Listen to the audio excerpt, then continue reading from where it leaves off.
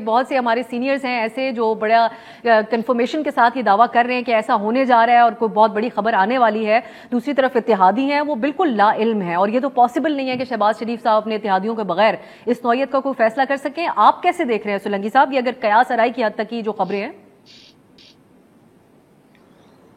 دیکھیں کنفیوژن تو ہے، اور جب کنفیوژن ہو اور اس طرح کی خبریں آ رہی ہوں تو ملک میں جو پہلے ہی ایک سیاسی عدم استحکام ہے جو شروع تو ہوا تھا تحریک عدم اعتماد سے لیکن ابھی تک جاری ہے، تو اس کی وجہ سے اس طرح کی خبریں آنا جو ہے وہ بہت فطری لگتا ہے. یہ درست ہے کہ جو اتحادی ہیں ان کو شاید ابھی تک واضح طور پر یہ نہیں بتایا گیا پی ایم ایل این کی طرف سے کہ ہم قومی اسمبلی توڑنا چاہتے ہیں، لیکن یہ ایسی خبر نہیں ہے جو اتحادیوں کو معلوم نہیں ہے. جب آپ کو معلوم ہے، مجھے معلوم ہے، اسلام آباد کے ہر ڈرائنگ روم میں یہ بات زیر بحث آ رہی ہے، تو میں آپ کو یقین دلاؤں کہ جو حکومت کے جو شراکت دار ہیں، پیپلز پارٹی ہو، مولانا ہو، ان سب کو پتا ہے کہ یہ امکان موجود ہے. یہ جو خبر چل رہی ہے اس کی جو بنیاد ہے یہ وہ افواہیں ہیں کہ شہباز شریف کو بتایا گیا کہ آپ کے پاس زیادہ وقت نہیں ہے، آپ نے جو کرنا ہے جلدی سے کر لیں اور آپ انتخابات کی طرف جائیں. اس کے بعد ہی شہباز شریف جو ہے وہ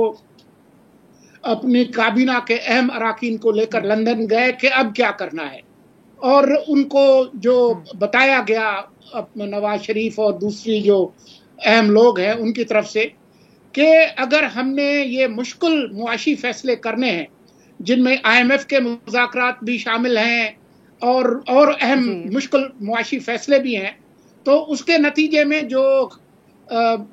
ایک لہر آئے گی ان پاپولرٹی کی، اس کو ہم پھر کیوں بھگتے؟ پھر ہم بہتر یہی ہے کہ ہم یہ جلدی سے اسمبلی توڑ کے الیکشن میں چلے جائیں، پھر نگران حکومت جانے اور نگران حکومت کو سپورٹ کرنے والے جانے. ہم جو 4 سال کی جو معاشی بدحالی ہے اس کا بوجھ کیوں اٹھائیں؟ اب یہ بہت فطری بات ہے کہ پیپلز پارٹی اور جو دوسرے لوگ ہیں وہ اس لیے حکومت میں نہیں آئے کہ ہم 1 مہینے کریں. بلاول بھٹو 1 مہینے کے لیے وزیر خارجہ بننے کے لیے تو نہیں آئے، تو ان کو تکلیف تو ہوگی، لیکن جو سیاسی نقصان ہوگا، نون لیگ کے اندر ایک اہم لابی ہے وہ سمجھتی ہے کہ ان کو ہوگا، پنجاب میں ہوگا، پیپلز پارٹی کو کوئی اتنا بڑا فرق نہیں پڑے گا. تو اس وجہ سے یہ ساری افواہیں جنم لے رہی ہیں. اس لیے اگر آپ کو ہفتے بھر میں شہباز شریف یہ اعلان کریں کہ میں نے فیصلہ کیا ہے کہ قومی اسمبلی تحلیل کر دیں اور نگران حکومت بنائے، تو مجھے کوئی حیرانی نہیں ہوگی. سولنگی صاحب یہ جو شکایت ہے اس کے اوپر یہ سوال ہوگا میرا، وہ یہ بھی کہہ رہی ہیں، آج مریم اورنگزیب بھی کہہ رہی ہے اور یہ آن ریکارڈ بھی ہے بات کہ عدالت نے پہلے ہی نیب کے اوپر کہا تھا کہ یہ پولیٹیکل وکٹمائزیشن کے لیے ادارہ استعمال ہوتا ہے، لیکن ابھی ہم نے جو دیکھا دور عمران خان صاحب کا، اس کے اندر انہوں نے خاص طور پہ ایسٹ ریکوری یونٹ بنایا، اس کو 2 دفعہ سبکی ہوئی ہے. ابھی ریسنٹلی بھی جو خبر برطانیہ سے نیشنل کرائم ایجنسی کے سامنے کچھ ثابت نہیں کر سکے، نہ ہی شہباز شریف کے معاملے کے اندر. تو یہ بہتر نہ ہوتا کہ ان کیسز کو اسی طریقے سے میرٹ کی بنیاد پہ چلنے دیا جاتا؟ اگر کچھ نہیں ہے اس کے اندر تو ثابت نہیں ہو سکے گا. خان صاحب کے دور حکومت میں ڈی جی ایف آئی اے اس وقت بشیر میمن آئے، انہوں نے کہا کہ مجھے ہر طرح کا پریشر دیا گیا کہ ان سب کے اوپر مزید کیسز بناؤ، لیکن نہیں بن سکے، وہ ممکن نہیں ہو پایا اس ٹائم پہ. صرف یہی نہیں بلکہ آپ دیکھیں کہ ہمارے آئین کے اندر آرڈیننس جاری کرنے کے لیے کچھ شرائط موجود ہیں، لیکن جس بے دردی کے ساتھ پچھلے 3.5 پونے 4 سال میں آرڈیننس نافذ کیے گئے، چاہے وہ پیتا کا آرڈیننس ہو، نیب کا آرڈیننس ہو اور متعدد آرڈیننسز جس طریقے سے نافذ کیے گئے، جس میں چیئرمین نیب کی جو ایکسٹینشن دی گئی اس کے حوالے سے، لیکن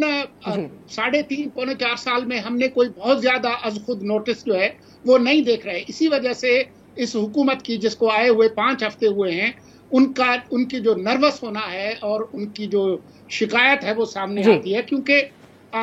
آئین کے تحت جو ہے یہ تمام ادارے اپنے ایک دوسرے کے معاملات میں مداخلت نہیں کر سکتے. آرٹیکل 175 جس کے تحت جو عدلیہ ہماری قائم ہے اس میں بہت واضح طور پر لکھا ہے، آرٹیکل 175(2) میں، no court shall have any jurisdiction save as is or may be conferred on it by the constitution or by under any law.